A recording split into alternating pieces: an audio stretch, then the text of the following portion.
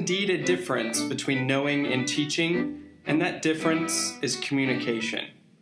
This quote is central to the philosophies within the field of instructional communication, a field at the intersection of pedagogy and educational psychology.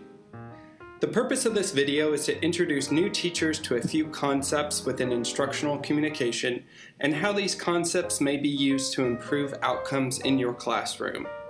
First, let's talk about credibility.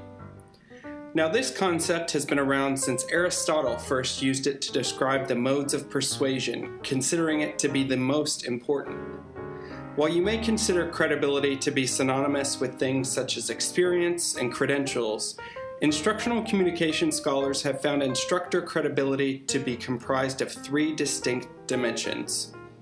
The first of these dimensions is competence. That is, how informed, intelligent, or trained a teacher may present themselves. The second component of instructor credibility is goodwill, which describes how students perceive the instructor to care about them, hold their interests dear, and display sensitive and understanding behaviors. The third and final component of instructor credibility is trustworthiness, which may be observed through honest, ethical, and moral teaching styles and communication methods. There are a variety of ways you might put knowledge of instructor credibility to work in your classroom.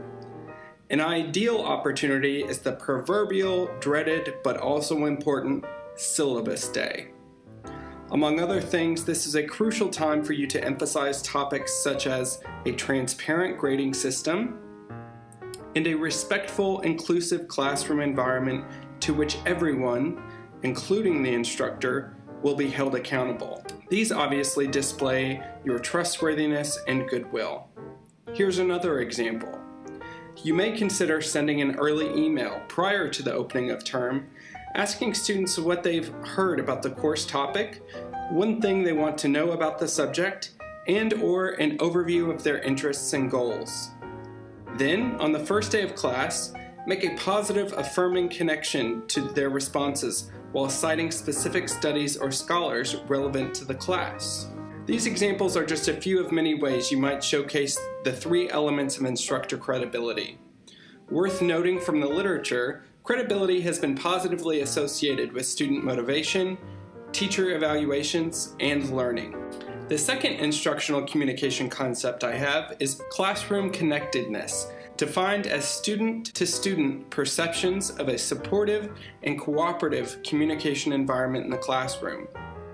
Classroom connectedness is measured by a variety of both observable and perceived student reporting, from the students in my class praise or laugh with one another, to the students in my class are non-judgmental, or I feel included in my class discussions. You may remember examples from earlier work that would fit here. When possible, foster connectedness by randomizing and mixing up in-class group work and discussions throughout the year. Obviously, this concept may be more challenging in large classrooms, but that doesn't mean it can't happen. One such tactic might be splitting the class where they sit and assigning students to one of two sides of a relevant debate. Give them 3 minutes and encourage discussion with nearby peers. From there, you may call upon various individuals from both sides. The concept of classroom connectedness has been associated with participation, engagement outside of the class, and learning. Our last instructional communication concept, and the most widely researched, is immediacy. Immediacy has been defined as the degree of physical or psychological closeness between teachers and students. This is measured through both verbal and nonverbal behaviors. Instructors' verbal immediacy includes somewhat obvious things, such as calling students by name, using collective pronouns in communication, praising students' work, actions, or comments, and checking in with students on matters related to the course or their studies at large. Instructors who display high verbal immediacy also exercise self-disclosure by discussing their experiences and personal examples they've had outside of class. This notion of instructor self-disclosure has even been extended to the online world of Facebook. Nonverbal immediacy includes behaviors such as hand gestures while talking, maintaining eye contact with students, using a variety of vocal tones, and maintaining relaxed body language. Obviously, these tactics are largely self-descriptive, but they can take practice or even be difficult to execute depending on factors such as the classroom setting and size. Regardless of the situation, one easy method is moving throughout the class while teaching or even sitting alongside students while they complete in-class work. You may also consider ways you can remember and use students' names both inside and outside the classroom. The literature on instructor immediacy is extensive and complex, and is probably worthy of its own video. Still, it's widely accepted that immediacy is positively associated with several variables including student motivation, participation, instructor credibility, and learning. Obviously, the concepts we've discussed here can overlap and influence one another. This highlights the dynamic nature of classroom interactions and shows there is no silver bullet when it comes to maximizing educational outcomes. In fact, even with these useful concepts, it is important for you to know it is possible to have too much of a good thing. Beware of what some call the Goldilocks zone. For example, having too much classroom connectedness may lead to unruly classrooms.